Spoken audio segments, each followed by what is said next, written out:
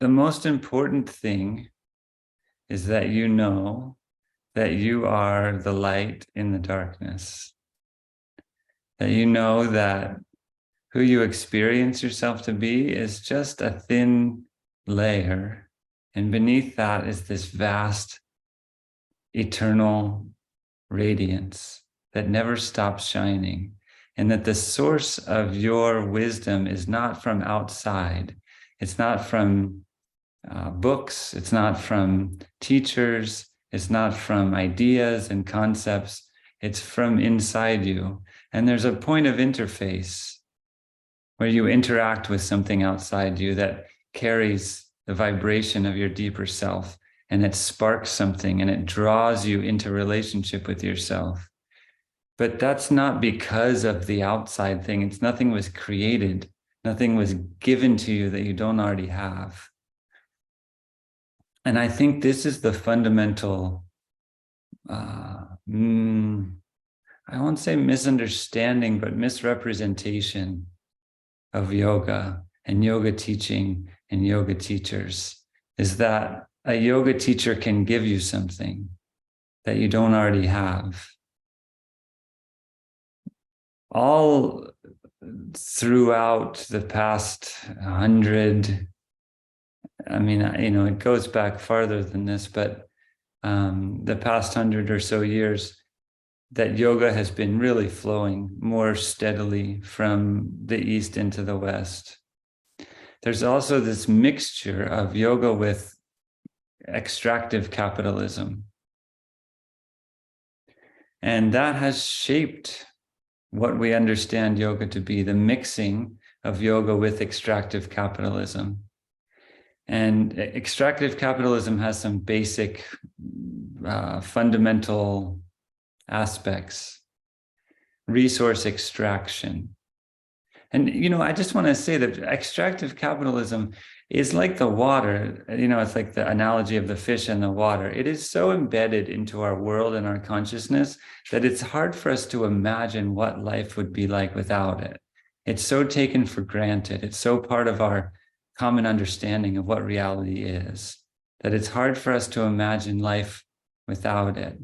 But that doesn't mean it's not possible for life to exist without it. It's very possible.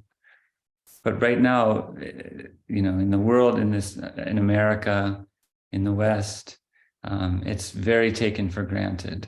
And these elements of resource extraction, that resources exist to be extracted, we talk in some circles about the fundamental integrity of life, the fundamental integrity of the earth. But we act and live mostly as if resources exist to be extracted. We take things for granted. We take food for granted. We take fuel for granted. And we take wisdom for granted. The teachings of yoga have been cultivated, steeped, prepared, baked over the course of thousands of years, channeled through endless guru-shishya relationships, teacher-student pathways, traditions. And they flow to us. They have flown through endless numbers of people.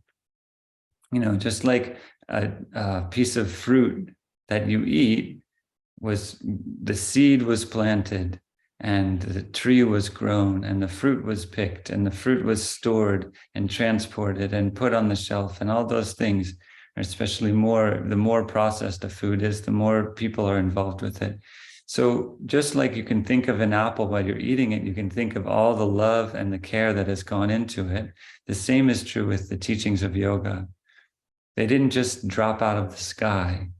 All these texts didn't just, appear out of nowhere. They were painstakingly and laboriously held, created, crafted, and offered. And extractive capitalism denies this, ignores it, doesn't pay any attention to it. The other thing that it does is it exploits labor, which is, it's similar. There's all this labor that has gone into it. It treats yoga as a resource to be extracted, something to be kind of taken and all the fruit of the labor that created it to be taken for granted. And this is the commodification of yoga. It's the commercialization of yoga, which again, we live in a world where this is taken for granted, that yoga is a commodity. It's something that you can buy. It's something that you can sell. The whole yoga studio model is based on the idea that yoga is a commodity and that yoga can be commercialized. Externalizing costs, short-term thinking, these are basic fundamental aspects of extractive capitalism. We need the quickest short-term gain possible, not thinking about the long term, not thinking about what we're doing in the context of yoga and its impact on life and the future and the evolution of the earth and the sustainability of the earth. And, I'm obviously not talking in black and white terms, but this is the tendency it's the milieu in which we're living.